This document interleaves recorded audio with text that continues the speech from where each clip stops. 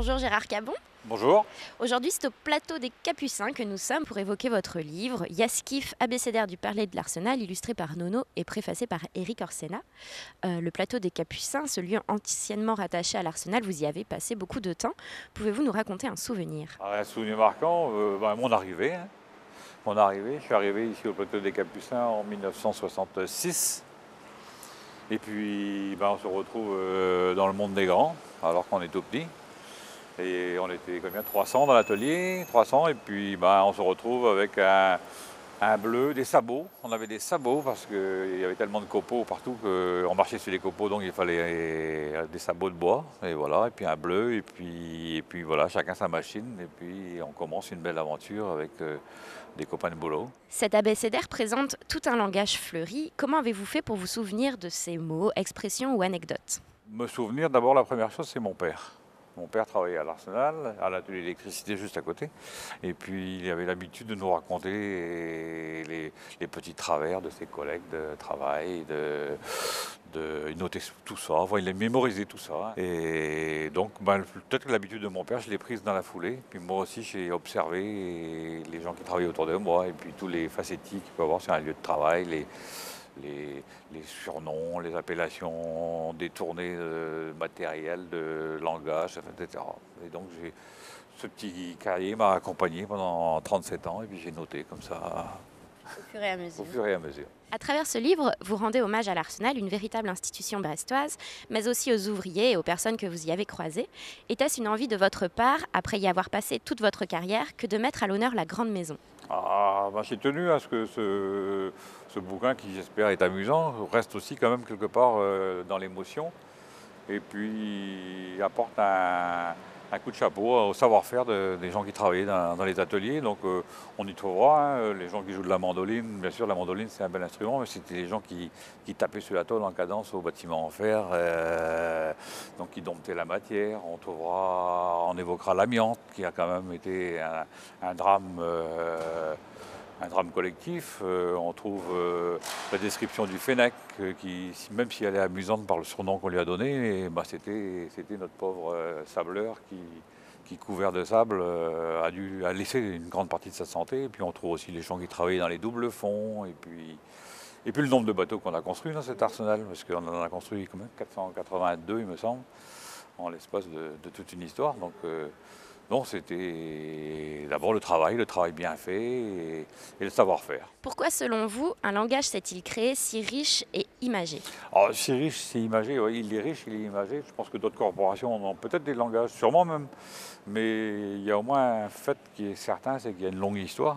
Donc une très très longue histoire. On est passé de la marine à voile jusqu'au nucléaire. Donc ça a traversé le temps, comme tout ça. Et puis, je pense qu'il y avait aussi des lieux conviviaux qui faisaient que la mémoire collective se passait. On avait des horaires fixes, donc tous les matins, tout le monde était au vestiaire à la même heure. À midi, tout le monde mangeait en même temps sur des tables avec un repas rythmé sur lequel, en plus, il y avait interdiction de parler de boulot. Donc, bien évidemment, on parlait d'autres choses. Et donc, ça permettait de partager les soucis des uns des autres, les rigolades du week-end. Et puis, voilà. Je pense que tout ça, ça a aidé sûrement beaucoup. Y a-t-il encore de nos jours un esprit Arsenal comme à votre époque?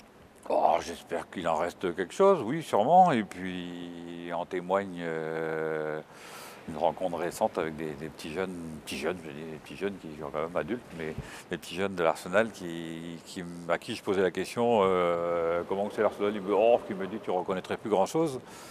Il n'y a plus que des anthracites véliplanchistes. Et alors, stupéfaction évidemment, qu'est-ce que c'est que ça? Et puis ils me font la description d'un anthracite véliplanchiste qui est le jeune cadre dynamique, tout de noir vêtu, et puis qui marche avec l'oreille au vent le long des quais et dans les couloirs des bureaux. Et je trouvais que la description était d'abord très amusante, très, très réaliste, si je pense, parce que ça doit être un monde très vrai, où le portable, le téléphone, et puis a pris beaucoup de place, et peut-être qu'on oublie un peu trop de serrer la main aux gens. Quelle expression vous tienne le plus à cœur que vous citez dans votre livre et que vous utilisez même encore dans votre langage courant? on a tendance des fois à dire qu'il faut finir les chutes, par exemple, quand on est avec les copains. Si on a entamé une bouteille, eh ben, finir la chute, c'est finir. Parce que la chute, c'était une barre d'acier dans laquelle on tirait des morceaux et puis il restait toujours un petit bout. Bon, j'aime bien aussi des trucs tels que la CMV. J'ai fini ma CMV. Quand quelqu'un déclarait j'ai fini ma CMV, qu'est-ce qui arrive? Alors ça voulait dire qu'il était arrivé à l'âge de 45-50 ans. Là. C'était la crise du milieu de la vie. Ou alors la CMV, c'était le moment où on avait encore peut-être l'envie d'avoir quelques capacités de séduction, autre chose. Et puis, alors une CMV sans dégâts, c'était le type qui était marié depuis toujours et puis qui traversait la CMV et puis dont le couple allait durer jusqu'à... Voilà, c'était une CMV sans dégâts, jusqu'à ce que mort s'en suive.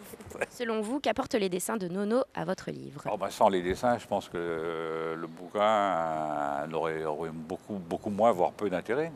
Parce que c'est vrai que ça apporte de la couleur, de l'amusement.